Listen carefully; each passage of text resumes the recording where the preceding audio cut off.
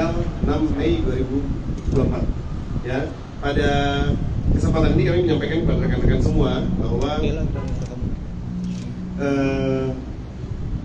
setelah kejadian ini kemudian korban membuat laporan ke Polsek, kemudian kerjasama antara Polsek dengan Polres untuk melakukan pencarian saksi-saksi yang ada di TKP. Kemudian didapatkan informasi bahwa pelaku ini sejumlah kurang lebih 15-20 orang, kemudian teridentifikasi beberapa orang diantaranya, dan kami langsung tangkap berada di kediaman masing-masing.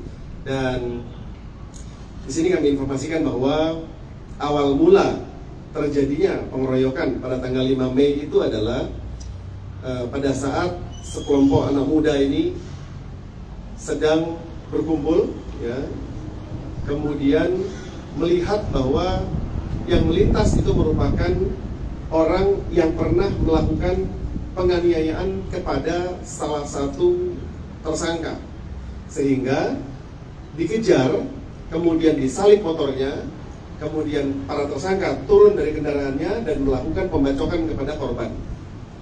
Korban lari ke warung, kemudian dikejar, kemudian tersangka melakukan pemukulan atau pembacokan membabi buta kepada lingkungan sekitarnya.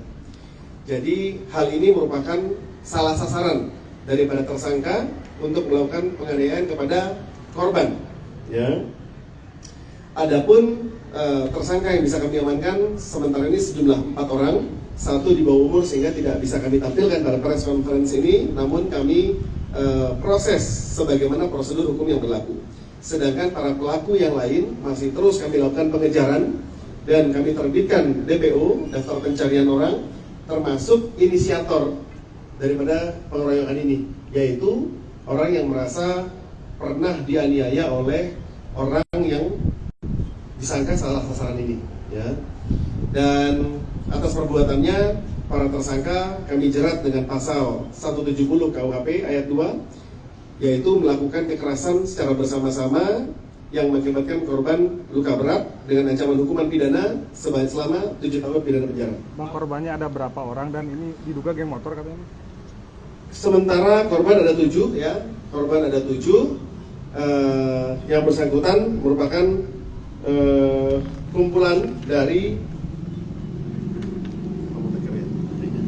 Moonraker, ya, oknum daripada perkumpulan ini yang melakukan perbuatan pidana. Maka kami berprinsip equality before the law, semua adalah sama di depan hukum, siapapun, ya. Jadi yang bersangkutan melanggar hukum pidana, maka ada konsekuensinya berhadapan dengan pidana, maka kami tangkap, kami tahan sesuai dengan ancaman hukuman selama 7 tahun pidana penjara. Bang, ada info juga bang bahwa para tersangka itu menyerang secara acak. Ya, seperti yang tadi saya sampaikan bahwa yang bersangkutan salah sasaran terhadap tersangka, kemudian terhadap korban, kemudian korbannya lari ke warung, ya, dan ke bengkel motor, kemudian di situ ada orang lain yang sedang menunggu dan melakukan membabi buta, termasuk ke korban-korban yang lain. Jadi bukan secara acak, bukan, tapi karena pada saat itu ada orang yang lain, karena membabi buta, maka ada orang lain juga yang kena. Bang, ada himbauan kepada para DPO untuk menyerahkan diri atau ada tindakan tegas mungkin?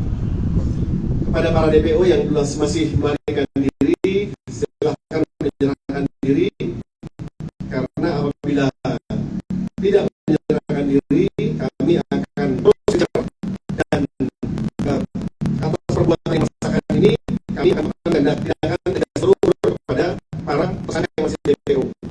Toh kalau sekarang menyerahkan diri pasti akan kabur-kaburan, ya, nanti uang juga habis, nggak bisa bekerja, terbit DPO. Daripada hal itu terjadi, lebih baik gentle, tahan, berani, yang bertanggung jawab terhadap